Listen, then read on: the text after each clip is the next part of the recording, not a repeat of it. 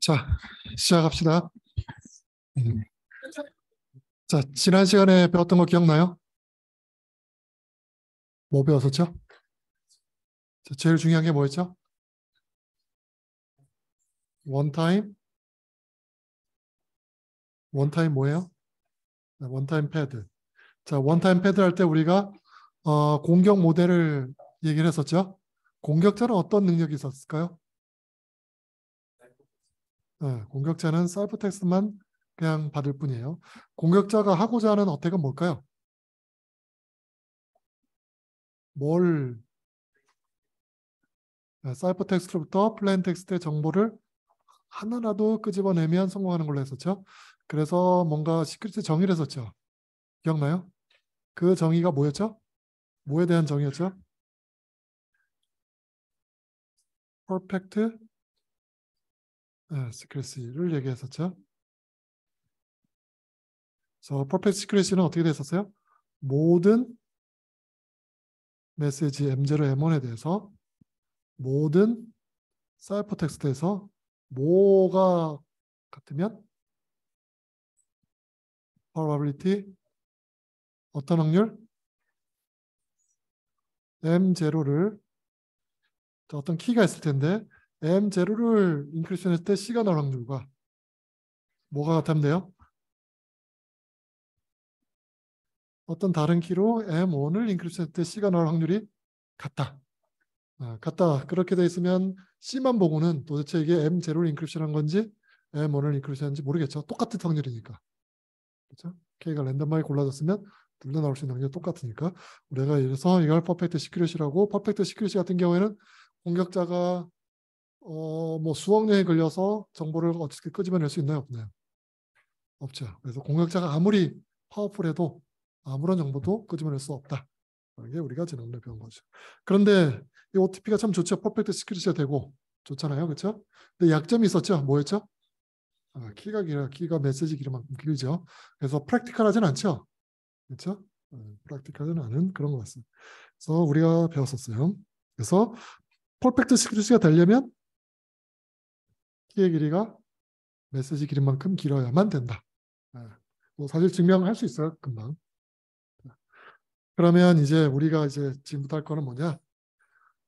OTP를 이제 프랙티컬하게 만드는 걸 할 거예요. 근데 OTP는 키가 길어야 되죠.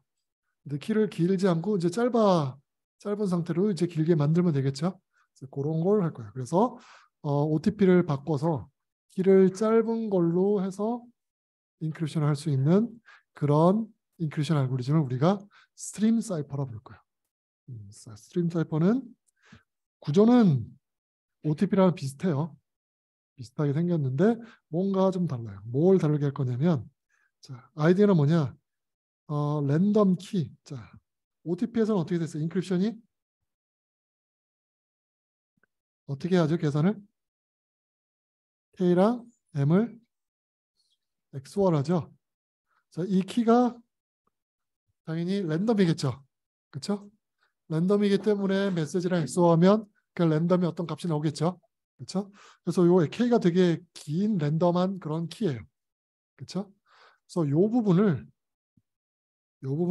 뭘로 바꿀 거냐면 이게 진짜 랜덤이잖아요. 그렇죠? 진짜 랜덤인 그런 키예요. 얘를 뭘로 바꿀 거냐면 슈도 랜덤으로 바꾸고요. 자, 슈도 랜덤은 우리가 우리말로 뭐라고 해요? 유사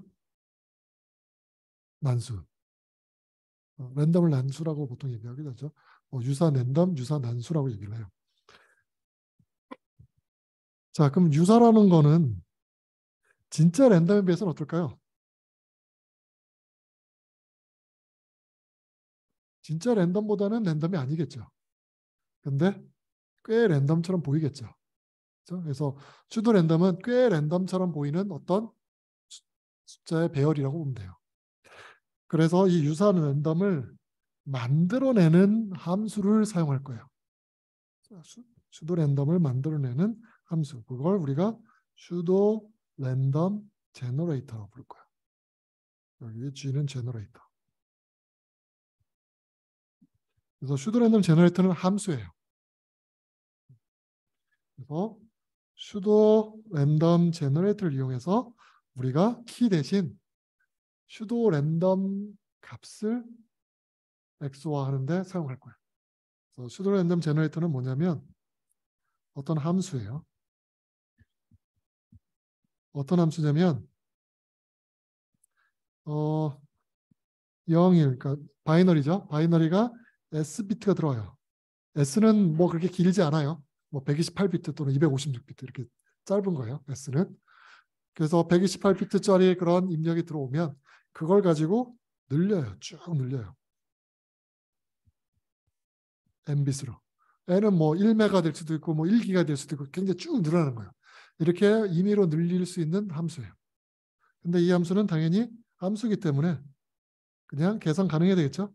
efficient하게 comfortable. 우리가 이제 암호학에서 efficient라고 하는 얘기는 지수 시간이 걸리지 않는다. 그냥 빠르다 이렇게 생각하면 돼요. efficient, comfortable by a deterministic.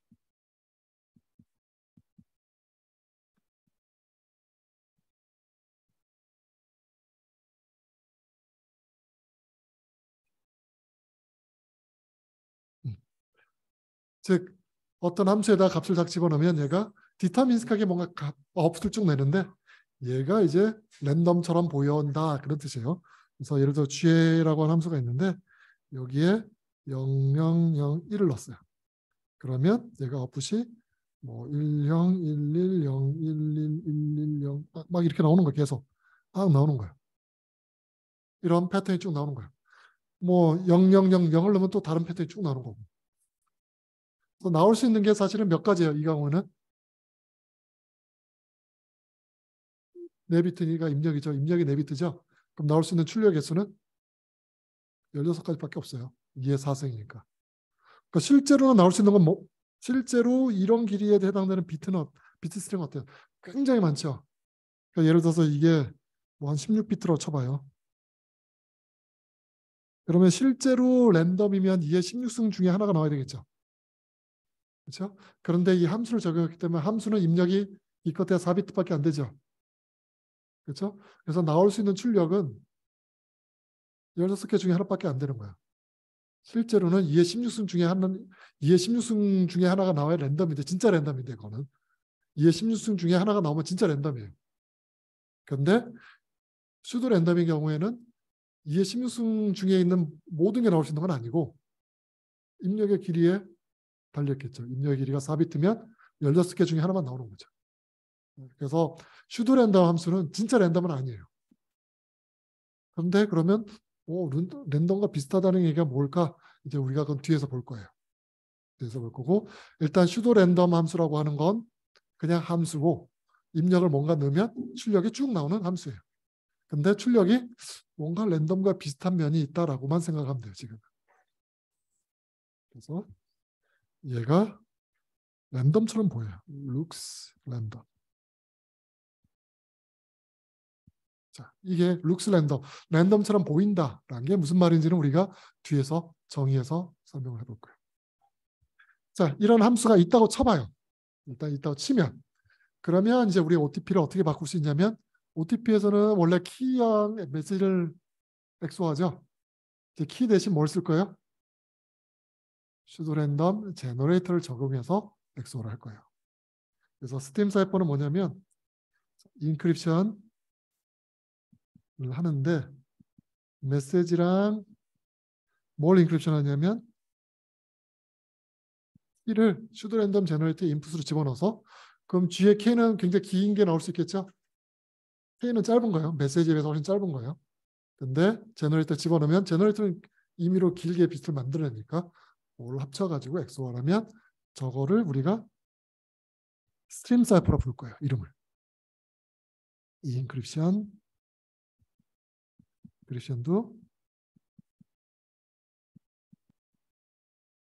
이렇게 만들면 요 인크립션, 디크립션을 우리가 합쳐서 스트림 사이퍼라 부를 거예요. 그래서 OTP랑 비슷하지 원타임 패턴은 비슷해요. 다른 거는 K 대신 슈도 랜덤 제너레이터를 적용한 다음에 XOR을 했다. 그 차이예요. 딱 그 차이밖에 없어요. 여하튼 이렇게 생긴 모양을 우리가 스트림 사이퍼라고 부를 거야. 그래서 어떻게 하는 거냐면 키는 원래 짧은데 얘를 함수를 적용을 시켜요. G라고 하는 함수를 적용을 시켜서 그러면 GK라고 하는 값이 출력에 나올 텐데 이 함수의 길이는 길어졌어요. 이 긴 거랑 메시지랑 XOR을 해서 C를 만드는 거죠. 이게 스트림 사이퍼예요. 저 키의 길이가 길지 않죠? 키의 길이가 짧은 거예요. 되죠? 개념은 되게 간단하죠. 그렇죠?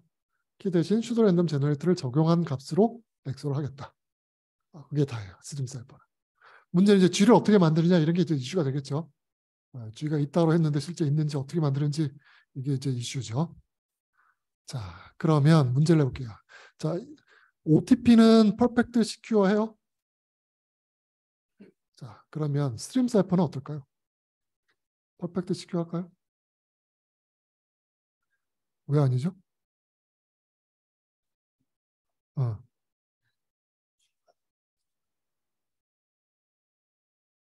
음. 우리가 퍼펙트 시큐어 하려면 어떤 조건이 있어야 돼요? 키의 길이가 메시지랑 같아야 되죠, 적어도. 근데 얘는 지금 어떻게 키의 길이가 메시지보다 짧죠. 그러면 퍼펙트 시큐어 하지 않아요. 퍼펙트 시큐어 하지 않아요. 자, 그래서 스트림 사이퍼는 퍼펙트 시큐러시 한가? 답은 1, 2, 3, 4 중에 뭘까요?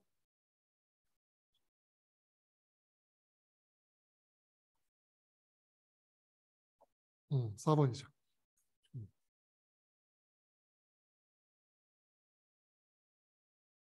왜 2번 안 될까요? 메시지가 짧은 거 쓰면 되죠. 수도 랜덤 제너레이터에 나오는 아웃풋의 길이는 제한이 없었잖아요. 짧은 거로 메시지랑 SO하면 그건 또 퍼펙트 시큐어 할 수도 있어요. 근데 일반적으로 보면 메시지가 길죠. 키보다 길 수 있기 때문에 퍼펙트 시큐어 하지 않은 거죠.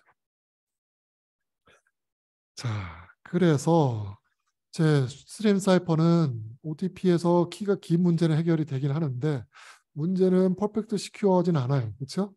그럼 퍼펙트 시큐어하지 않으면 무슨 시큐어라고 말을 해야 되겠죠. 그래서 이거는 이제 퍼펙트 시큐어는 안 될 것 같은데 이건 안 되는데 그러면 이건 뭐라고 얘기하지? 뭐라고 시큐어라고 얘기하지? 즉 무슨 얘기냐면 우리가 뭔가 다른 그런 정의가 있어야 되겠죠. 이걸 위한 우리가 이제 정의가 필요한 거고 그 다음에 이 시큐리시는 실제로 이제 수도 랜덤 제너레이터가 어떤 성질을 가지면 이런 시큐리티를 만족할 수 있는지 이제 우리가 그런 걸 살펴볼 거예요. 그래서 먼저 봐야 될 건 이제 수도 랜덤 제너레이터의 성질이 뭐가 있는지 한번 뭐 우리가 뭔가 성질을 주면 되겠죠. 수도 랜덤 제너레이터에 이런 성질이 있다.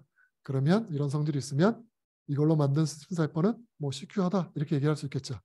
자, 수도 랜덤 제너레이터에서 우리가 어떤 성질을 얘기할 거냐면 수도 랜덤 제너레이터는 unpredictable 해야만 한다라는 그런 성질을 정의할 거예요. 자, unpredictable은 무슨 뜻이냐면 predict가 뭐예요? 예측하는 거죠. unpredictable은 예측이 안 된다 해야 된다는 거죠. 무슨 얘기냐면 자, 키가 있고 여기에 수도 랜덤 제너레이터를 적용을 했어요. 그럼 뭐가 나와요? 비트가 막 나오겠죠. 막 이렇게 나오고 있어요. 그래서 앞에 있는 나온 비트를 다 봤어요. 그 다음에 나올 이 비트가 뭔지 알아내는 것. 이게 프리딕션이에요. 지금까지 나온 비트를 쭉 보고 그 다음 비트가 뭔지 찾는 게 프리딕션이에요. 그래서 첫 번째부터 i번째 비트를 다 보고 i 플러스 1번째를 이제 예측해 보는 거예요. 이 값이 이제 아웃풋 값이니까. 그래서 이 값을 예측을 못하면 unpredictable이라고 얘기하고 이 값을 예측할 수 있으면 predictable이라고 얘기할 거예요. 그러면 우리가 얘기를 해봅시다. Suppose that PRG is predictable. 자, 만약 predictable 하면 어떤 문제가 생길까 한번 생각해 봅시다. 자, 우리가 수도 랜덤 제너레이터를 사용을 했는데 수도 랜덤 제너레이터가 predictable 해요. 그럼 이걸로 만든 스트림 사이퍼도 문제가 없을까? 살펴봐야 되겠죠? 수도 랜덤 제너레이터가 predictable 하다. 지금 무슨 얘기냐면 어떤 인덱스 i가 존재해서 G의 K의 출력을 쫙 봤더니 1부터 i번째 출력을 다 봐서 이걸 가지고 알고리즘을 딱 돌렸더니 알고리즘이 그 다음에 나오는 비트값 i 플러스 1부터 해서 쭉 그 다음 비트값을 예측을 하더라. 이런 알고리즘이 있더라. 그럼 이건 프리딕터블 한 거예요. 지금까지 나온 걸 쭉 보고 그 다음 비트를 예측할 수 있으니까 프리딕터블 한 거죠. 자, 그러면 이런 걸로 돼 있으면 스트림 사이퍼는 어떻게 될까? 보는 거예요. 자, 스트림 사이퍼는 우리가 자, 어택커는 사이퍼 텍스트 온리 어택만 생각하고 있죠. 사이퍼 텍스트가 주어졌을 때 그거로부터 플레인 텍스트의 정보가 만들어지면 안 되죠. 쓰면 안 되죠. 이게 만들어질 수 있는지 한번 보는 거예요. 그러니까 우리가 스트림 사이퍼를 만드는데 수도 랜덤 제너레이터 쓸 텐데 수도 랜덤 제너레이터가 프리딕터블 하면 그러면 그 스트림 사이퍼가 안전할까? 살펴보는 거예요. 그래서 안전할지 보려니까 이제 사이퍼 텍스트가 주어져 있다고 쳐봐요. C가 주어져 있어요. 주어져 있어요. 자,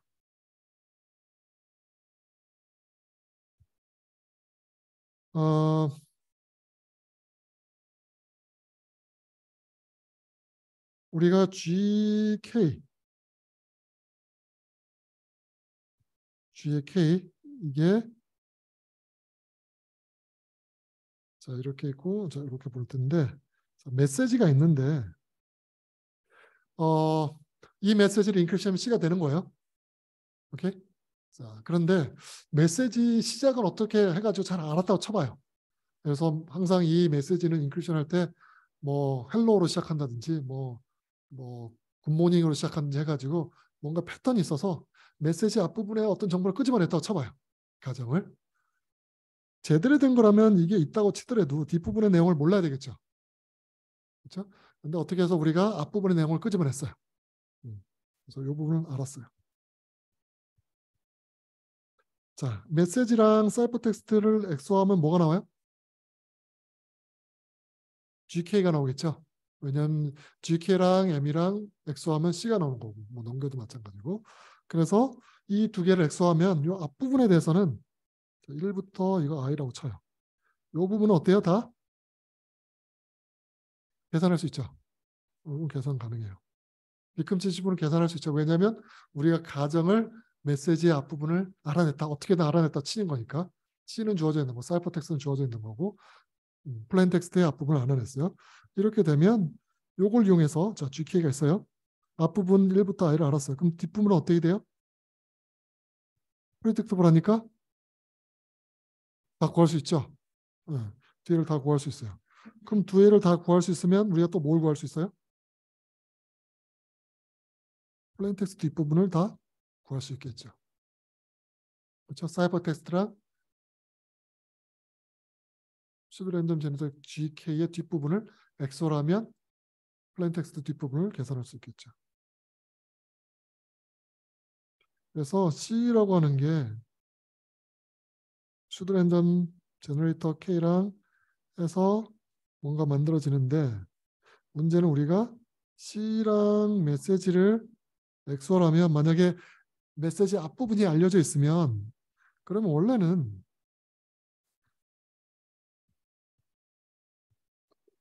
몰라야 되는데 아무것도 뒤쪽은 몰라야 되는데 앞부분만 알려져야 되고 뒤쪽은 몰라야 되는데 실제로 GK의 앞부분을 알면 뒷부분을 계산할 수 있는 알고리즘이 있어가지고 이걸 가지고 계산을 하게 되면 우리가 플레인 텍스트의 뒷부분을 끄집어낼 수 있으니까 얘가 문제가 되네 라는 거야. 즉 프리딕터블 하면 이 프리딕터블한 PRG를 가지고 스트림 사이퍼를 만들면 문제가 생겨요. 그렇죠? 뭐 정보가 새는 거잖아요 일단. 그래서 우리가 스트림 사이퍼를 만들 때는 PRG가 프레딕터블 하지 않아야 된다라고 생각할 수 있겠죠. 그래서 PRG는 unpredictable 해야만 한다. 가 여기서 나오는 얘기예요. 실제로 이제 나중에 보면 뭐 여기서 보면 그렇지만 PRG가 predictable 하면 그러면 CQRG가 않아요. 자, 이거를 이제 우리가 좀 더 그림으로 대충 설명했는데 좀 더 수학적으로 적어볼 거예요. 수학적인 노테이션으로.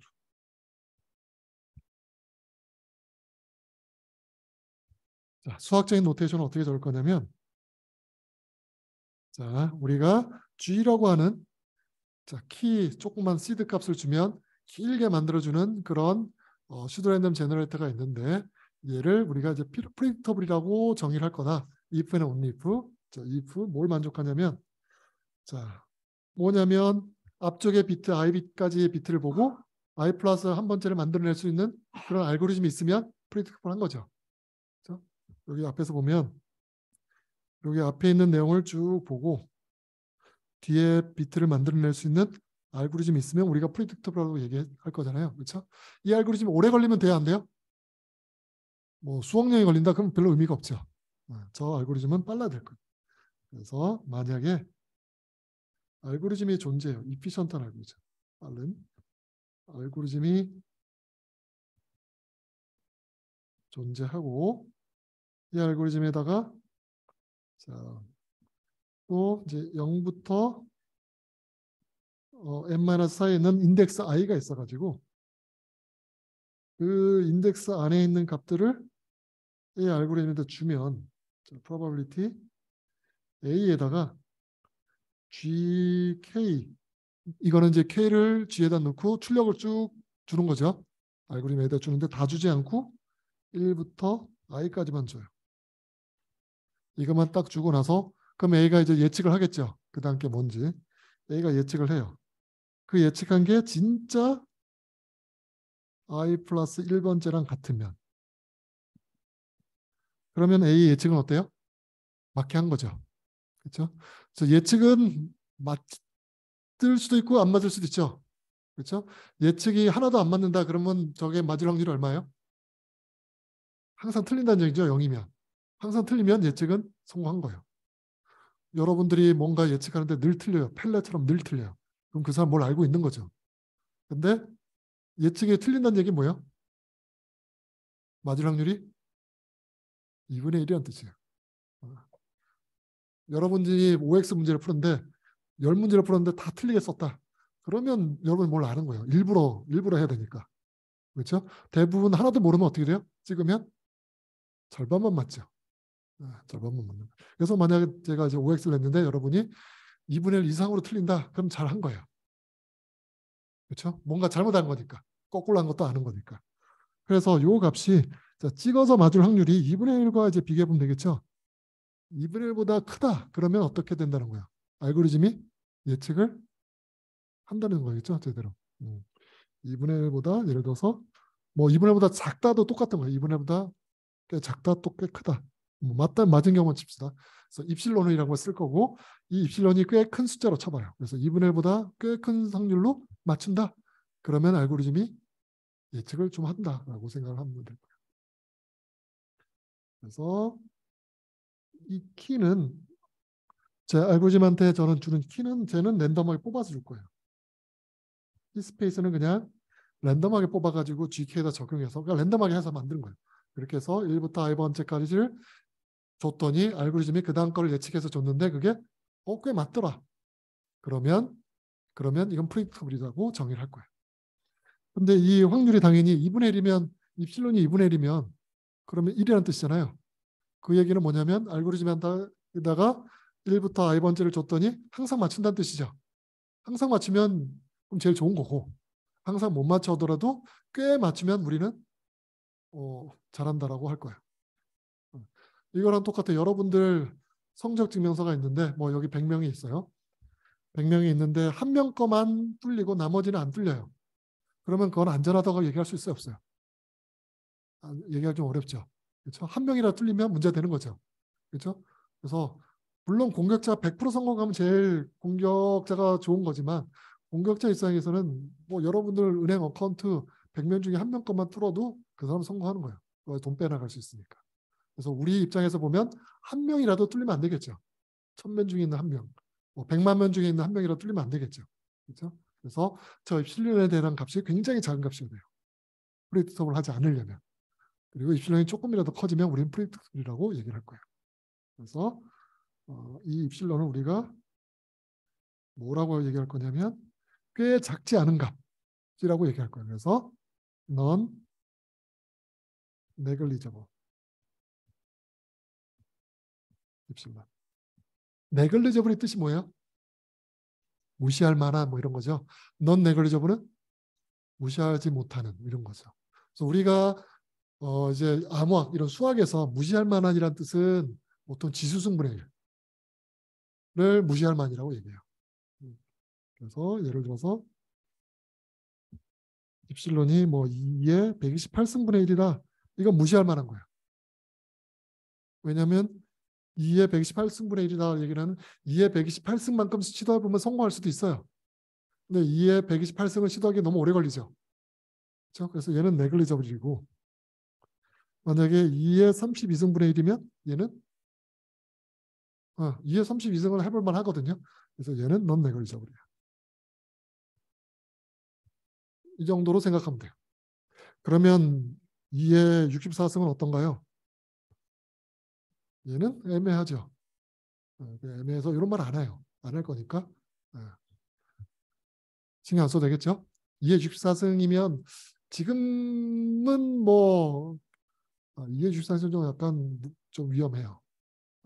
요즘 컴퓨터로 가지고 2의 64승 정도는 계산만 하기 때문에 2의 80승은 네글리저블이라고 얘기를 하고 꽤 커요. 꽤 큰 숫자라서. 자, 그래서 2의 뭐 32승분의 1이다. 이러면 넌 네글리저블. 그래서 꽤 큰 확률로 무시하지 못할 만한 확률로 다음 비트를 예측하는 게 성공한다면 우리는 슈도 랜덤 제너레이터가 프리딕터블이다라고 정의를 할 거예요. 그러면 이거의 반대가 언프리딕터블이겠죠? 언프리딕터블은 어떻게 쓰면 돼요? 저렇게 되는 알고리즘이 없으면 돼요. 간단하죠? 없으면 돼요. 노면 끝이죠. 어떤 인덱스에 대해서도 요만큼을 주든 저만큼을 주든 프리딕터블은 어떻게 하더라도 뭐 다음 비트를 예측할 수 있는 그런 위치가 있으면 그건 프리딕터블인데 언프리딕터블 같은 경우에는 어떻게 하든 예측을 못하겠다. 그러면 언프리딕터블이죠. 뭐 복잡하지 않죠? 개념상으로는 간단하죠. 자, 그럼 한번 예를 한번 봅시다. 자, 다음 거는 이제 프리딕터블인지 언프리딕터블인지 여러분이 맞추면 돼요. 그냥 다음 함수는 자 g라고 하는 함수가 있어요. k 입력을 받아서 n비트 출력을 내는데 모든 k 키라고 보면 되겠죠. 모든 키 그 중에 하나를 선택해 가지고 gk를 넣었더니 자 gk는 슈도 랜덤 제너레이터 아웃풋이죠. 했더니 XOR을 했더니 XOR은 뭐냐면 예를 들어서 1011 그다음 마지막 값은 얼마일까요? 그러니까 뭐냐면 각각의 비트를 다 XOR 했더니 1이 나오는 거예요. 그래서 뭐 10110 이런 거. 뭐 11001 각각의 비트를 XOR하면 1 나오죠. 뭐 11000 이런 건 안 돼요. 이런 건 없어요. 그래서 위에 같은 이런 성질을 만족하는 하더라. G가 어떤 G라는 함수가 저렇게 아웃풋을 생성을 하더라. 이런 G가 있어요. 자, 이 G는 프리딕터블일까요? 언프리딕터블일까요? 1번, 2번, 3번, 4번. 1번 프리딕터블이다. 2번 언프리딕터블이다. 3번 프리딕터블인데 왜냐하면 n-1개를 주면 n번째 마지막 거를 예측할 수 있으니까. 4번 케이스 바이 케이스. 3번이죠. 1, 0, 1, 1. 그럼 마지막은 뭐라고요? 0. 1, 1, 1, 1, 1. 왜냐하면 다 XY했을 때 1이 나와야 되니까. 그렇죠?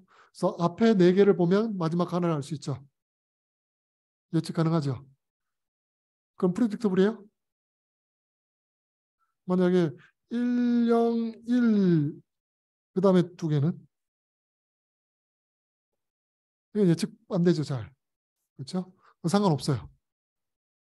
어차피 어떤 위치든 예측 가능하면 예측 가능하다고 할 거예요. 모든 위치에서 예측 가능한 게 아니라 아무 위치나 예측 가능하면 그럼 예측 가능한 거. 이거 같은 경우는 마지막 비트 바로 전 비트까지만 보고 마지막 비트 예측할 수 있죠. 마지막 비트를 예측할 수 있죠. 그래서 얘는 프리딕터블이에요. 그래서 이게 답이죠.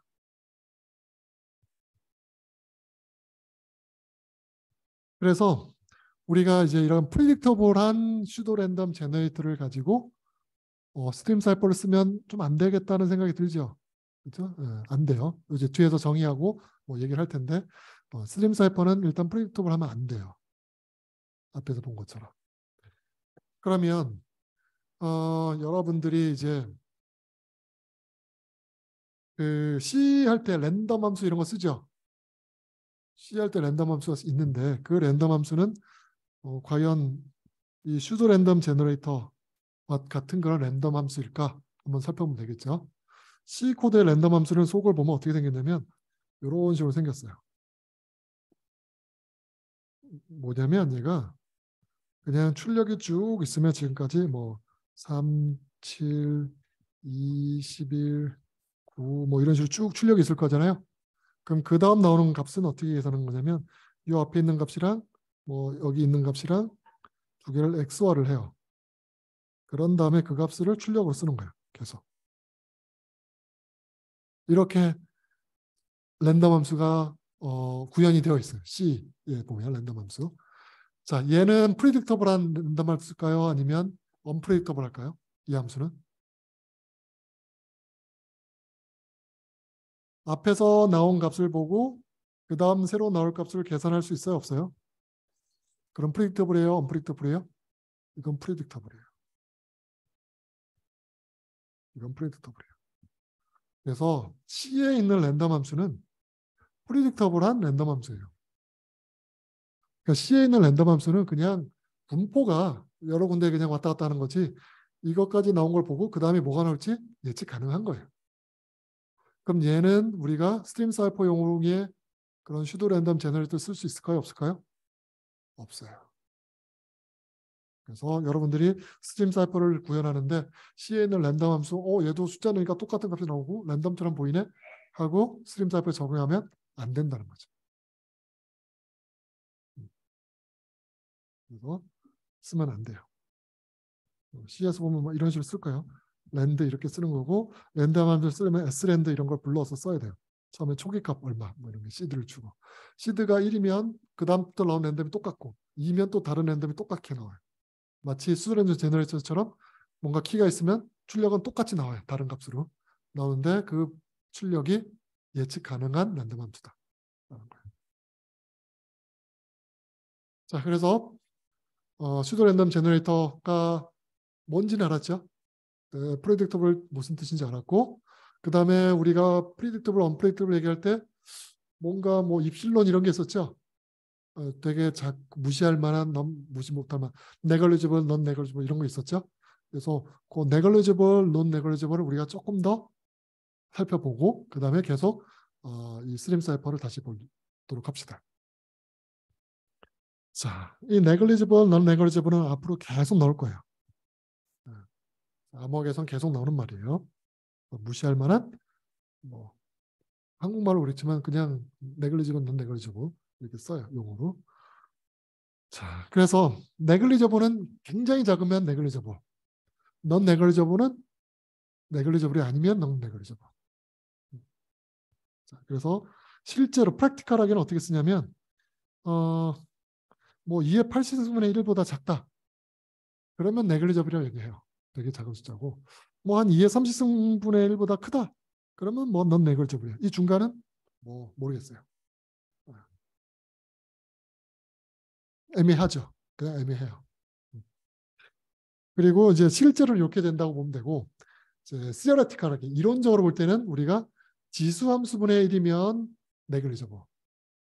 지수함수분의 1이 아니라 뭐 다항함수분의 1이면 넌 네글리저블. 이렇게 얘기를 해요. 그래서 입실론이 어떤 입력에 대한 함수로 쳤을 때 얘가 뭔가 다항함수분의 1이다. 그러면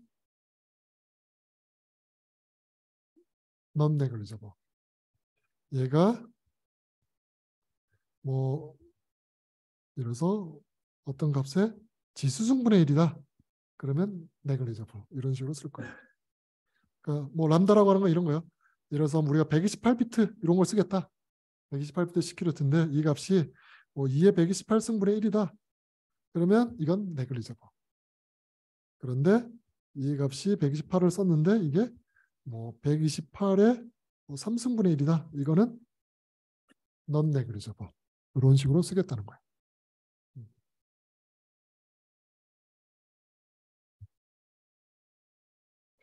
그러면 이게 이제 막 섞여 있으면 어떻게 될까? 자, 2분의 2 람다 승분의 1. 얘는 네글리저블이 아니에요?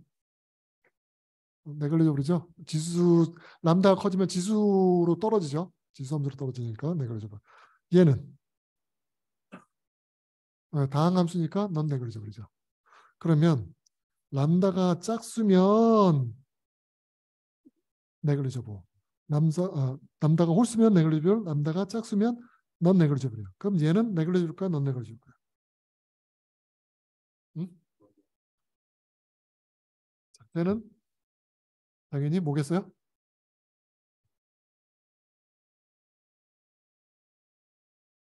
쟤는 2분의 1의 확률로는 네글리저블이죠. 또 2분의 1 확률로는 넌 네글리저블이죠. 그렇죠? 근데 이 값은 넌 네글리저블이죠. 얘는 거의 0에 가까운데 얘가 어때요? 큰 값이잖아요. 큰 값에 뭐 2분의 1 정도는 여전히 큰 값이죠. 이게 2분의 1이 아니라 이 앞에 붙어 있는 게 넌 네글리저블이 아닌 뭐 0에 가까운 값이 붙어 있다. 네글리저블 값이 두 개 곱해져 있다. 그러면 0에 가까워진 거지만 그게 아니라 그냥 어떤 상수가 곱해져 있으면 넌 네글리저블에 상수 곱해져 있으면 그건 넌 네글리저블이죠. 여전히. 음. 그러니까 이 값은 꽤 크다라고 생각하면 돼요. 그냥. 그래서 우리가 계산할 때는 그냥 제일 큰 값을 기준으로 잡으면 돼요.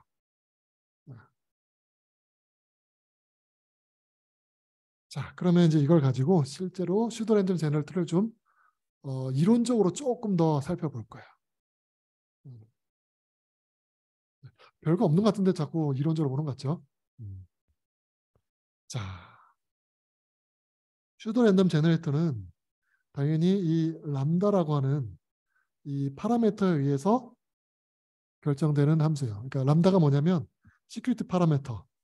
그래서 시큐리티 파라미터라서 예를 들어서 우리가 뭐 128비트 시큐리티 또는 256비트 시큐리티 이런 얘기를 해요. 128비트 시큐리티는 2에 128승번 하다 보면 뚫릴 수 있는 거. 256비트 시큐리티면 2에 256승번 하다 보면 뚫릴 수 있는 거. 그렇게 얘기해요. 근데 뭐 이제 128승만 해도 큰데 이것도 나는 좀 안심이 안 된다. 그럼 뭐 2에 256비트 이렇게도 써요. 그래서 어쨌든 저거는 람다 시큐리티 파라미터에 따라서 왔다 갔다 하는 거예요. 람다가 80만 돼도 꽤 커요. 80비트만 돼도 2에 8승 해가지고 뚫린다. 사실 안 일어나는 일인데 우리가 좀 더 안전을 위해서 더 크게 쓰기도 하고 작게 쓰기도 해요. 그래서 이 람다 값이 커지면 커질수록 더 안전하다라고 얘기할 수 있어요. 그런데 이제 이 람다까지 있으면 더 귀찮겠죠, 좀. 그래서 수업 시간에 이제 람다를 안 사용할 거예요. 사용 안 할 거예요. 그냥 이미 잇따라 칠 거예요.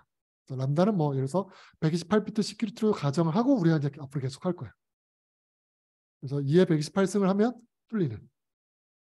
다시 말하면 2에 128승 하기 전엔 잘 안 뚫리는. 그런 걸로 생각하고.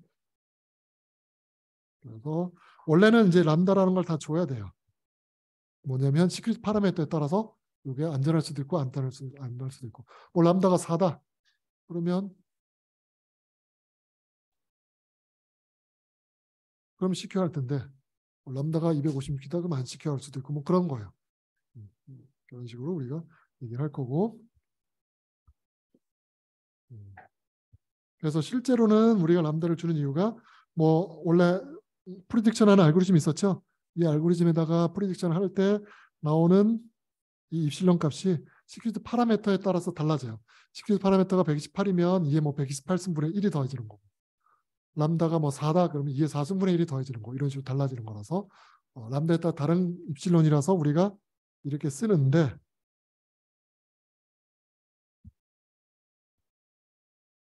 이렇게 쓰는데 앞으로 그냥 이거 생각 안 하고 그냥 입실론이라고 적겠다라는 거예요. 그래서 입실론 적고 대충 그냥 여러분들은 이게 128승분의 1이다 라고 정도 생각하면 뭐 특별히 이상할 건 없어요. 자, 이 정도고 이제 실제로 그럼 이제 스트림 사이퍼 OTP랑 스트림 사이퍼를 이제 공격을 해볼 거예요. 원래 OTP는 공격이 돼야 안 돼요? 사이퍼 텍스트 하나만 주었을 때는 공격이 안 되죠. 근데 OTP는 만약에 같은 키를 가지고 암호화를 2번 하면 문제가 생기죠. 그래서 OTP 같은 경우에 만약에 사이퍼 텍스트 2개가 있으면 똑같은 키로 암호한 2개가 있으면 어떻게 깰 수 있을지 이런 걸 이제 보려고 하는 거예요. 자, 자 위에 게 OTP고 OTP는 그냥 키랑 엑소하는 거고 스팀 사이퍼는 슈도 랜덤 제너레이터에 적용한 다음에 엑소를 하는 게 거고 그 다음에 슈도 랜덤 제너레이터는 언프리딕터블 해야지 시큐하고 우리는 아직 이건 몰라요. 슈도 랜덤 제너레이터가 언프리딕터블 하면 그러면 스트림 사이퍼도 안전할까? 이건 잘 몰라요. 그건 잘 모르는데 어쨌든 확실한 건 슈도 랜덤 제너레이터가 프리딕터블 하면 안전하진 않더라. 그걸 아는 거죠. 자, 먼저 OTP 같은 경우에 또는 스트림 사이퍼 둘 다 똑같아요. 모양이 똑같이 생겼잖아요. 똑같이 생긴 거라서 우리가 이제 투타임 패드를 볼 거예요. 투타임 패드는 뭐냐면 2번 쓴 거예요. 같은 키를 2번 인크립션 하는데 썼어요. 그러면 이제 문제가 되겠죠. 자, 그래서 같은 키를 수도 랜덤 제너레이터에 적용한 다음에 M1을 인크립션 하는 데서 쓰고 같은 키를 M2를 인크립션 하는 데서 쓴 거예요. 물론 슈도 랜덤 제너레이터가 아니라 그냥 OTP처럼 키를 직접 적용해도 상관없어요. 똑같아요. 자, 이러면 이건 CQ 할까요? 정보가 새느냐 안 되느냐 보면 되겠죠. 정보가 새요. 자, 어떻게 셀 수 있느냐? 예를 들어서 자, 뭐 여러분 중에 2명이 있어요. 2명이 있는데 앨리스랑 밥이 있는데 앨리스와 밥이 성적이 있겠죠. 성적이 뭐 A 플러스 A 제로 뭐 여러 개 쭉 있을 거 아니에요, 그렇죠? 자, 앨리스의 성적은 뭐 A 제로였다고 쳐봐요. 그다음에 암호를 했어요. 그럼 뭐가 나오겠죠? 자, C만 보고 앨리스의 성적이 뭔지 알 수 있어요, 없어요? 모르겠죠. 밥의 성적이 A 제로였어요. 인크립션 했어요. 그러면 C가 나오겠죠. 자, 이거 2개 엑소하면 어떻게 돼요? 0이 나오죠. 뭔지 모르겠는데 앨리스랑 밥을 사이퍼 텍스트를 엑소했더니 0이 나왔다. 그럼 앨리스와 밥의 성적은 같다는 정보가 새는 거죠. 그렇죠. 성적인 정보가 센 거잖아요. 그래서 이런 정보가 세기 때문에 이건 안전한 게 아니죠. 예를 들어서 우리가 디크립션도 할 수 있어요. M1을 뭐 예를 들어서 M1을 인크립션을 했어요. 키로. 그럼 사이퍼 텍스트가 길게 나오겠죠. 이게 나와요. 그다음 M2를 같은 키로 인크립션 했어요. 그럼 C2가 길게 나와요. 그 다음에 C1과 C2를 인크립션은 XOR하면 뭐랑 똑같아요? M1과 M2를 XOR한 건 똑같죠. 그래서 C1과 C2를 XOR한 다음에 거기에 나온 패턴이 M1과 M2 XOR하니까 어떤 거 보면 XOR 값이 0이 더 잘 나올 수도 있고 뭐 좀 약간 패턴이 있잖아요. 그렇죠? 그걸 이용해서 C1과 C2 값이 뭔지 알아낼 수도 있어요. 정보를 끄집어낼 수가 있어요. 자, 그래서 여러분들 볼 때는 이거 당연히 두 번 쓰면 안 되는 거 보이죠? 그렇죠? 당연히 쓰면 저런 정보 세지. 같은 성적이지 이런 건 되니까. 그렇죠? 지금 보면 그렇지만 옛날에는 몰랐었어요. 그래서 옛날에 이건 이제 MS, 윈도우 NT 이럴 때였는데 뭐냐면 얘네들 이제 서버랑 클라이언트랑 서로 통신을 해요. 통신할 때 스트림 사이퍼를 썼어요. 스트림 사이퍼를 써서 어떻게 했냐면 스트림 사이퍼니까 키가 두 개가 있겠죠. 그러니까 클라이언트도 키를 가지고 서버도 키를 가는데 똑같은 키를 가져요. 똑같은 키를 가지고 그다음에 얘가 이제 M1이라고 하는 걸 인크리션을 해서 보낼 때 M1을 A와 주랜덤 적용해서 보내요. 그렇게. 그다음에 얘는 서버는 이제 S1이라는 값을 보낼 거죠. S1을 이렇게 보낼 때 어떻게 하냐면 S1가 또 K를 적용해서 보냈어요. 물론 그 다음에는 이제 다른 키로 또 하는 거고. 근데 어쨌든 지금 보면 그러니까 그 다음 보낼 때는 제 키가 또 바뀌어 있어요. K 프라임. 여기도 S2 K 프라임으로 이렇게 보내면 이렇게 보내고. 근데 이거 보면 지금 같은 키를 두 번 쓰죠. 그렇죠? 그래서 중간에 있는 사람은 저 통신을 보는 사람은 뭔지 모르겠지만 M1과 S1의 XOR 값을 얻어낼 수 있죠. 똑같은 거면서 정보가 셀 수 있다는 거죠. 자, 그러면 저걸 방지하려면 어떻게 해야 돼요? 클라이언트가 서버랑 보낼 때, 서버가 클라이언트를 보낼 때 키가 다르면 되죠. 그래서 여기서는 지금 클라이언트 서버가 키를 공유하고 있으니까 저거를 보내는 용, 이쪽에서 보내는 용 둘 다 썼는데 저 K라고 하는 건 클라이언트가 서버로 보낼 때 서버가 디크리션 할 때만 쓰고 서버가 클라이언트 보낼 때는 또 다른 키를 적용하는 거죠. 키를 다르게 두는 거예요. 그래서 키를 클라이언트가 서버를 보낼 때 서버가 클라이언트를 보낼 때 서로 다른 키를 쓰는 걸로 변경을 했어요. 예, 왜냐하면 이제 이때만 해도 옛날이죠. 윈도우 NT가 언제적 얘기예요? 2000년 초반 뭐 이럴 때여서 사실은 잘 몰랐던 때예요. 예. 그래서 하는 방법 되게 간단해요. 보낼 때는 예를 들어서 K랑 0을 붙여가지고 이걸로 인크립션해서 보내고 그다음에 서버가 보낼 때는 K랑 1을 붙여가지고 보내요. 두 개 키 다르죠. 어쨌든 다르기만 하면 되거든요. 저렇게 해서 슈도랜덤 제너레이터에 적용해서 보내면 돼요. 그래서 조심해야 될 게 절대로 그래서 K에다가 0을 붙여서 한 거랑 K에다가 1을 붙여서 한 거는 완전히 다른 값이에요. 슈도랜덤 제너레이터의 출력 값은 입력이 다르면 그냥 랜덤처럼 보여요. 그래서 두 개 완전히 다른 값이에요. 그래서 저렇게 만들면 되죠. 그래서 수정을 했어야 되죠. 그러면 뭐 윈도우 NT는 좀 오래됐으니까 저렇다 치고 그러면 뭐 여러분들이 알만한 것 중에 저런 것도 없을까 궁금하죠. 여러분들이 알만한 것 중에도 있어요. 자, 와이파이 많이 쓰죠. 와이파이 여러분 AP 액세스할 때 암호화 했었어요. 그냥 써요. 연결할 때 암호화해서 암호화하면 뭐 무슨 암호도 있고 무슨 암호도 있고 그렇죠. 뭐가 있는지 기억나요 혹시? WEP가 있고 또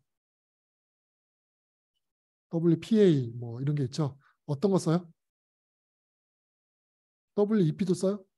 왜 안 써요? 짧아서 짧은 것도 문제가 되고 WEP는 사실 투타임 패드예요. 투타임 패드가 될 수가 있어요. 자 여기 이제 WEP 알고리즘이에요. 얘는 어떻게 되냐면 얘도 기본적으로 스팀 사이퍼를 써요. 똑같이.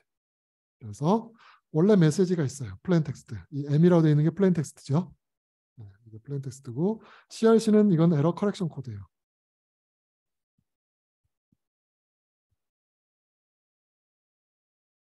그래서 메시지에서 에러 커렉션을 위한 코드를 붙여가지고 이제 큰 메시지 패킷을 하나 만들고 이거를 이제 암호화를 해서 보내야 되겠죠. 스팀 사이퍼로. 그래서 암호화를 해요. sudo 랜덤 제너레이터를 적용을 해요. 그래서 키에다가 근데 보낼 때마다 다른 키를 적용해야 된다고 그랬죠. 그래서 인덱스를 추가해요. 첫 번째 보낼 때는 0을 붙이고 그 다음 보내는 패킷은 1을 붙이고 해서 계속 인덱스를 붙일 거예요. 그게 일종의 요 IB라고 하면 보면 될 거예요. 이게 이제 오의 약자냐면 이니셜 벡터라는 뜻이에요. 이니셜 벡터. 그래서 이 이니셜 벡터는 매번 보낼 때마다 하나씩 증가하는 값이라고 보면 돼요. 카운터처럼. 그래서 이 이니셜 벡터의 값이 24비트예요. 그래서 2에 24승을 하고 나면 다시 0으로 초기화 돼요. 그래서 도는 카운터 값이라고 보면 돼요. 그래서 2에 24승을 하고 나면 그러니까 WEP에서 2에 24승번 패킷을 주고받으면 그 다음에는 똑같은 키가 적용돼서 암호화가 되는 거예요. 그래서 매번 뭐 똑같은 건 아닌데 한참 뒤에 보면 똑같은 키로 암호화된 사이퍼 텍스트가 또 생기는 거예요. 이해돼요? 그래서 첫 번째는 메시지가 있으면 여기에 0으로 해서 엑셀에서 쭉 가다가 그다음에 한참 뒤에 보면 그 다음 거는 이제 달려와서 문제가 없었는데 여기는 2에 24승 빼기 1까지 하고 나서 그 다음에는 다시 또 초기화돼서 m이랑 g의 같은 값으로 뺀다는 거죠. 그래서 패키를 2에 24 쓰면 큰 것 같지만 64메가번 하면 돼요. 16메가번. 2에 24승이 16메가죠. 그래서 16메가 프레임 왔다 갔다 하는 게 16메가 정도. 사실 생각보다 그렇게 길지 않아요. 주고받는 게 많기 때문에. 그래서 16메가번 정도 지나면 다시 똑같은 키가 사용되기 때문에 투타임 패드가 돼버려서 문제가 생겨요. 그러니까 실제로 잘하려면 16메가번 보낸 다음에는 키를 바꿔야 되는 거죠. 근데 여러분들 키를 바꾸지는 않잖아요. 문제가 생기는 거죠. 그리고 사실은 16메가도 좀 길긴 하죠. 그렇죠? 쉬운 방법은 카드를 껐다 켜면, 그러니까 컴퓨터를 껐다 켜면 항상 0으로 초기화돼요. 그래서 여러분들이 패킷을 보내고 났다가 껐다 켜면 또 같은 키로 암호해서 보내는 거예요. 그래서 한번 껐다 켜면 IB가 리셋이 돼버려서 투타임 패드가 될 수 있다. WEP의 문제점이죠.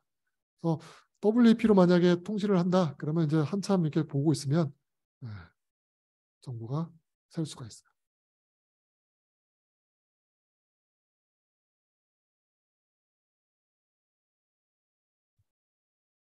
여러분들은 앞으로 WEP를 안 쓸 것 같네요. 그렇죠?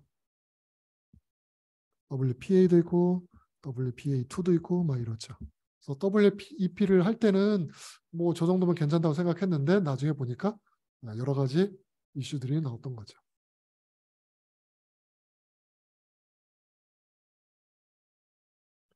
그러면 요거를 피하려면 어떻게 하면 될까요? 지금 보면 2에 24 쓰고 나면 돌아오죠. 이걸 좀 피하려면.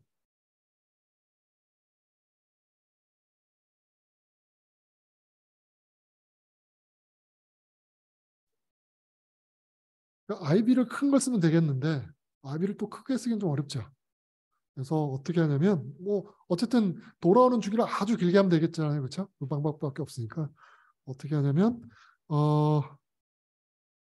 일단 2번 적용하는 거예요. 쉽게 말하면. 한 번만 가지고는 뭐 2에 24승 하면 돌아오니까 일단 요 1과 K를 가지고 수두로 랜덤 제너레이터를 적용을 시켜요. 그럼 길게 나오겠죠? 아주 길게 나올 거예요. 길게 만들 수 있을 거예요.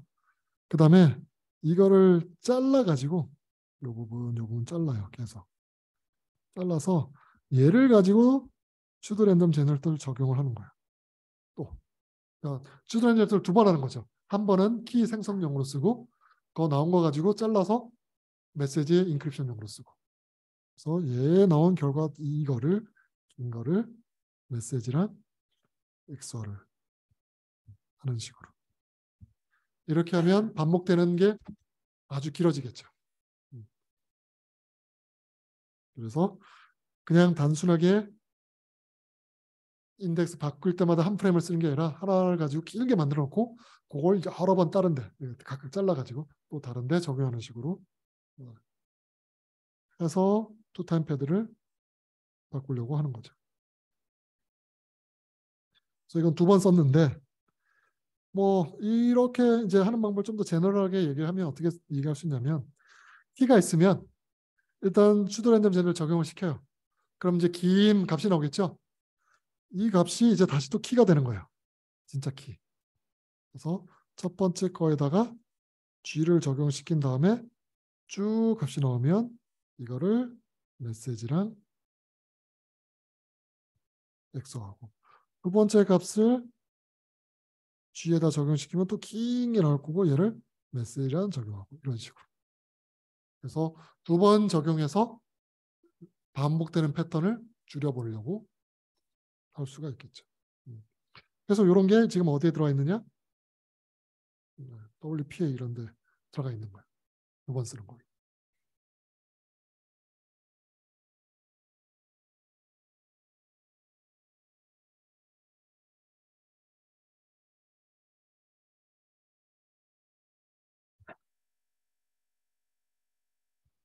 자, 그래서 투타임 패드 2번 쓰면 문제 된다는 걸 알았죠. 그 다음에 이런 이제 2번 쓰는 게 어디에 또 나올 수 있냐면 뭐 나오는 게 아니라 이제 스트림 사이퍼를 쓰면 엑소아를 적용했잖아요. 이게 사실 또 문제가 생기는 데가 있어요. 뭐냐면 이제 우리가 디스크를 한번 생각해 봅시다. 디스크도 되고 뭐 다른 뭐 메시지로 상관없어요. 자, 어떤 게 있냐면 예를 들어서 무슨 내용이 있어요. 밥 해가지고 뭐 블라블라블라 뭐 적었어요. 그래서 여기에 대해서 스트림 사이퍼로 인크립션을 했어요. 스트림 사이퍼. 자, 스트림 사이퍼를 한다는 건 여기에 뭘 적용하는 거예요? XO와 G, K를 XO하는 거죠. 모든 메시지에서. 그러면 이제 메시지가 쭉 나올 거예요. 자, 여기가 이제 암호문이겠죠. 쭉. 암호문이 쭉 있을 거고 여기 앞에 보면 이제 to 밥 이런 거를 암호화해서 들어가 있겠죠. to 밥에다가 XO화 해가지고 그 값이 들어가 있겠죠. 그런데 우리가 아니죠. 공격자가 이 to 밥이라는 부분을 to 입으로 변경할 수 있을까요? 쟤는 GK는 몰라요. 그렇죠? 공격자 입장에서는 K가 얼마인지 몰라요. 그냥 사이버 텍스트만 딱 보는 거죠. 사이버 텍스트만 딱 보고 근데 메시지가 to 밥이라는 건 알고 있어요. 얘가. 그래서 저걸 to 입으로 바꾸고 싶어요. 바꿀 수 있나요? 어떻게 바꾸면 되죠?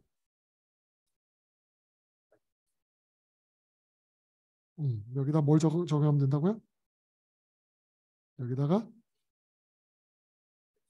X와 사이버 텍스트 to 밥의 이 부분의 사이버 텍스트 여기다 to 밥을 하면 되죠. 그리고 to 이브를 하면 되죠. 왜 그러냐? 사이버 텍스트는 지금 뭐냐면 to 밥에다가 뭘 한 거예요? GK를 한 거에 사이버 텍스트죠? 이게 스트림 사이퍼니까. 근데 여기다가 우리가 요 뒷부분에 해당되는 거를 해봅시다. to 밥, to eve 요걸 해봅시다. 이렇게 넣으면 C가 뭐냐면 지금 요 앞에 있는 요 내용이죠? 요걸 여기다 집어넣을게요. 집어넣으면 순서 바꿔 상관없죠? X와는. 그렇죠? 뭐 1X와 0이나 0X와 1이나 똑같죠. 순서 바꿔도 똑같아요. 그래서 바꿔서 쓰면 GK to 밥 그다음에 to 밥 to eve 이렇게 되죠. 그렇죠? 그러면 toBub과 toBub을 XOR하면 뭐가 나요? 0이 되죠. 0과 XOR하면 0은 무시해도 되죠. 이건 0이 되고 0과 XOR하면 얘는 무시해도 돼요. 남는 건 GK랑 toEV만 남아요. GK랑 toEV란 뜻이 뭐예요? toEV를 암호화한 거죠. 그래서 이 스트림 사이퍼의 문제점은 메시지를 고치는 게 쉬워요. 사이퍼 텍스트에 우리가 메시지 플레인 텍스트 값이 뭔지 알면은 조작을 할 수가 있어요. 그래서 스트림 사이퍼는 데이터를 감추는 용도로는 쓸 수 있지만 조작을 방지하는 용도로 쓸 수가 없는 거예요. 전혀. 조작은 아주 쉬우니까.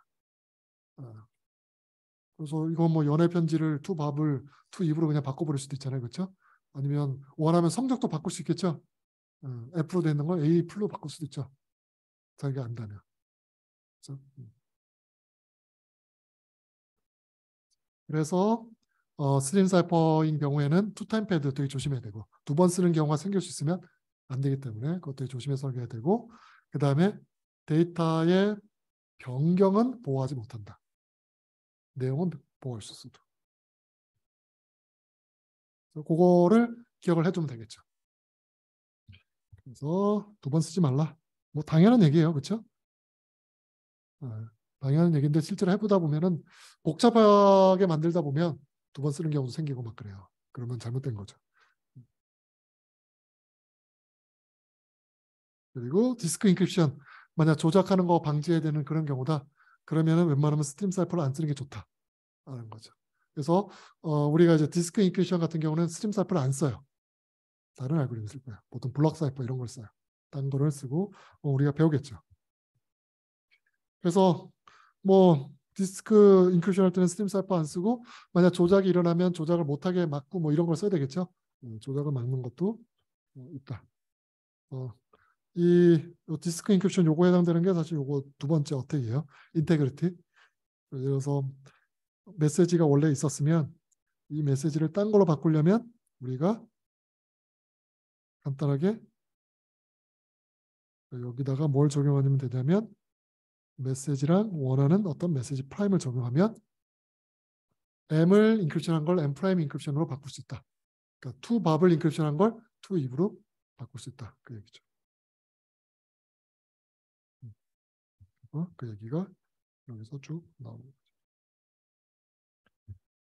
그래서 원타임 패드는 말리어블, 조작 가능하다. 원타임 패드는 감추는 용이지 조작 방지용은 아니다 전혀. 자, 그러면 이제 실제로 스트림 사이퍼를 만들려면 뭘 만드는 게 제일 중요해요? 스트림 사이퍼를 만들려면 슈도 랜덤 제너레이터를 잘 만드는 게 제일 중요하겠죠. 그럼 실제 이런 슈도 랜덤 제너레이터를 만드는 방법이 있느냐? 뭘 알아봐야 되겠죠. 이론적인 거 하기 전에 실제로 이런 게 존재하는지 이런 거 만들어진 게 있는지 우리가 먼저 살펴볼 거예요. 실제로 존재하는 게 뭐가 있는지. 그래서 스트림 사이퍼는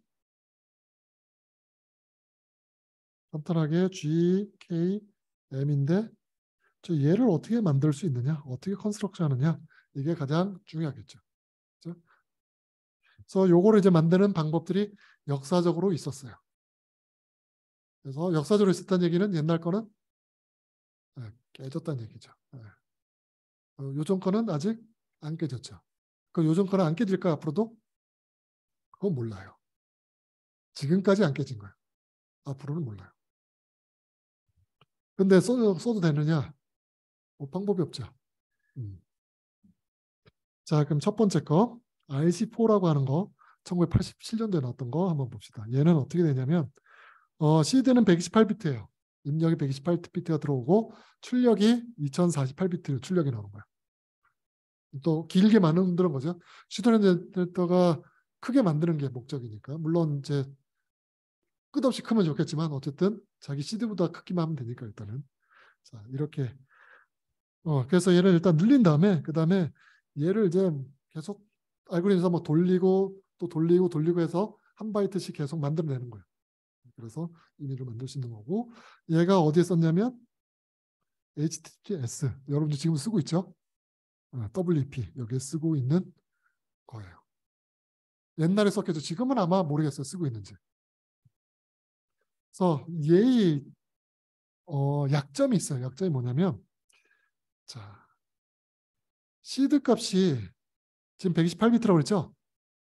시드 값이 뭐가 되든 간에 예측이 안 돼야 되겠죠. 프레딕션이 안 돼야 되겠죠. 그렇죠. 수드랜드 제너레이터는 프리디터블 하지 않아야 된다 그랬죠. 요만큼 비트를 나온 걸 보고 그 다음 비트가 뭔지 몰라야 된다 그랬죠. 그런데 얘는 예측이 돼요. 그래서 어떤 게 있냐면 이니셜 아웃풋. 그래서 뭐냐면 원래 출력이 쭉 있잖아요. 슈도핸드 제너레이터 출력이 쭉 있어요. 그래서 여기 값도 있고 첫 번째 바이트, 두 번째 바이트, 세 번째 바이트 이렇게 있는데 이 바이트들이 다 골고루 퍼져 있어야 되는데 랜덤처럼 보여야 되는데 이 두 번째 바이트가 0이 될 확률이 조금 높아요. 원래는 이거 각각의 숫자들이 나올 확률이 얼마야 될까요? 이게 8비트니까 256까지죠. 그래서 각각의 숫자들은 나올 확률이 256분의 1이 돼야 돼요. 그렇죠? 그러니까 두 번째 바이트가 0이 나올 확률도 256분의 1, 1이 나올 확률도 260분의 1, 이렇게 다 골고루 똑같아야지 되는 거겠죠? 그런데 얘는 이 두 번째 비트가 0이 될 확률이 256분의 2예요. 조금 커요.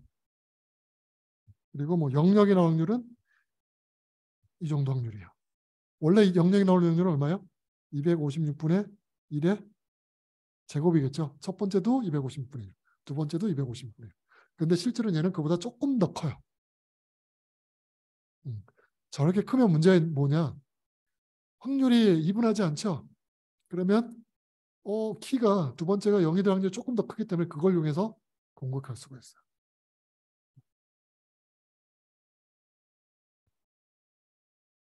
그래서 그런 이제 문제점이 있었던 거고. 자, 두 번째 거. 이건 이제 많이 쓰던 건데 CSS라고 하는 그런 슈도 랜덤 제너레이터가 있어요. 얘 많이 썼었어요.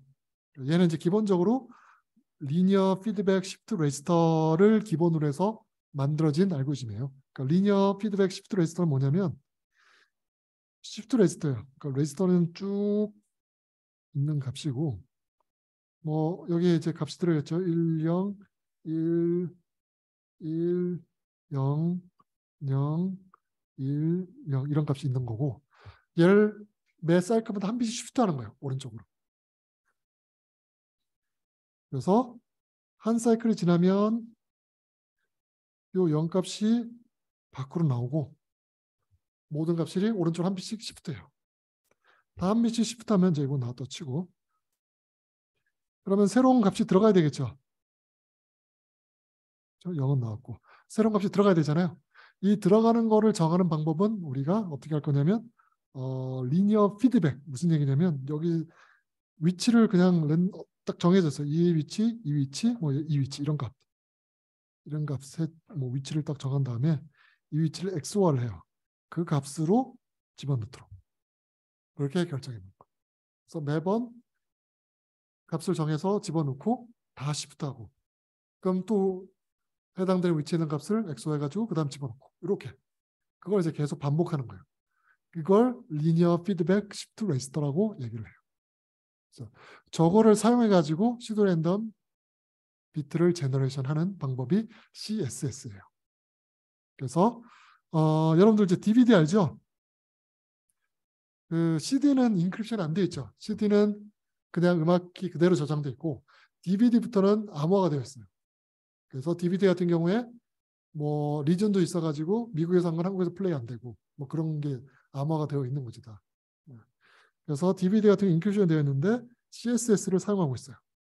그래서 CSS를 사용하는데 이건 이제 두 개의 리니어 피드백 시프트 레이트를 써서 만들어져 있고 뭐 GSM 무선 통신하는 알고리즘이죠. 그거는 세 개를 쓰고 있고 블루투스 여러분들 이어폰 많이 쓰죠. 블루투스도 이제 암호화가 되어 있는데 얘는 네 개를 써서 되어 있어요. 근데 여하튼 이 모든 것들이 다 깨졌어요.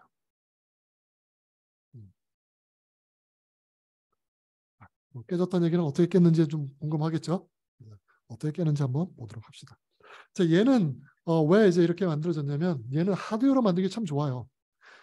시프트 레지스터는 하드웨어로 만들어서 그냥 시프트 하면 되잖아요. 그래서 그 다음에 각각 위치를 선으로 연결한 다음에 XOR해서 그냥 넣으면 되고, 그래서 하드웨어로 만들면 굉장히 빨리 만들 수 있어요. 빨리 동작하는. 그래서 하드웨어로 만들기 좋아가지고 굉장히 많이 쓰였는데 암호학적으로 다 깨졌어요.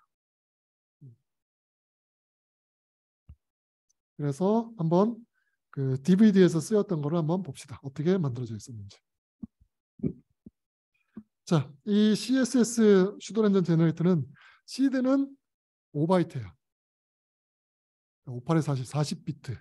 2에 40승 정도의 가지를 가질 수 있는 거고, 뭐 지금은 별로 안전하지 않은데 DVD 나올 당시에는 80년대였기 때문에 2에 40승이면 뭐 컴퓨터로 깨기 힘들었었어요. 그래서 이렇게 돼 있었고, 그런데 이제 2에 40승이 안 걸리고도 깰 수 있다는 게 문제예요. 어떻게 되냐면 두 개의 리니어 피드백 시프트 레지스터로 구현되어 있는데, 어떻게 되냐면 하나는 17비트짜리 리니어 피드백 시프트 레지스터가 있어요. 또 하나는 25비트짜리 리니어 피드백 시프트 레지스터가 있어요. 사실 이건 뭐냐면 5바이트라고 했잖아요. 시드가 하나는 2바이트고 다른 하나는 3바이트짜리 이렇게 두 개 쪼개가지고 2바이트를 17비트짜리에 넣을 거고 3바이트를 25비트짜리에 넣을 거예요. 그래서 제일 여기 끝에 있는 값은 1로 고정해 놓고 여기도 1로 고정하고 나머지 16비트죠. 이 16비트를 요 시드 값으로 채울 거고, 여기 24비트는 3바이트잖아요. 요 3바이트를 요 시드 값으로 채울 거예요. 시작은. 이해되죠? 그래서 5바이트 중에서 2바이트는 17비트 리니어 피드백 시프트 레지스터에 채우고 3바이트는 25비트짜리 레지스터에 채우고, 그 다음에 이제 얘가 각각의 리니어 피드백 시프트 레지스터니까 여기 XOR가 있어서 뭐 적당한 위치에 있는 걸 이렇게 끄집어 가지고 XOR 해가지고 그 다음 비트로 들어가겠죠. 이런 식으로 모양이 생겼을 거죠. 얘도 뭐 적당한 데서 읽어가지고 그 다음 비트로 들어가겠죠. 이렇게 생겼을 거예요. 그래서 원래 원했던 건 공격자가 2에 40승이 걸려서 얘를 깰 수 있다. 그럼 안전한 거죠. 그런데 우리가 보일 거는 그보다 훨씬 더 빨리 깰 수 있다라는 거예요. 자, 이 두 개를 받아가지고 어떻게 하냐면 매 사이클마다 8비트씩 읽어요. 한 비트 한 비트 한 비트 해가지고 8비트가 쌓일 때까지 쭉 읽어요. 그 다음에 8비트가 되면 이 두 개를 더해요. 더한 다음에 더하면 8비트 넘어갈 수 있죠.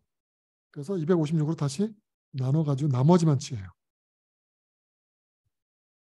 그래서 이게 8비트가 되고 이게 한 개의 바이트가 출력이 되는 거예요. 그래서 우리가 이 사례를 만들 때는 CD의 사이즈가 40비트였어요. 즉 2의 40승 경우를 하면 깨진다. 그보다 적은 경우는 안 깨진다라는 걸 원했는데, 실제로 우리가 어떻게 할 수 있냐면 can break 이게 17승 반응 만에 깰 수 있어요. 얘를.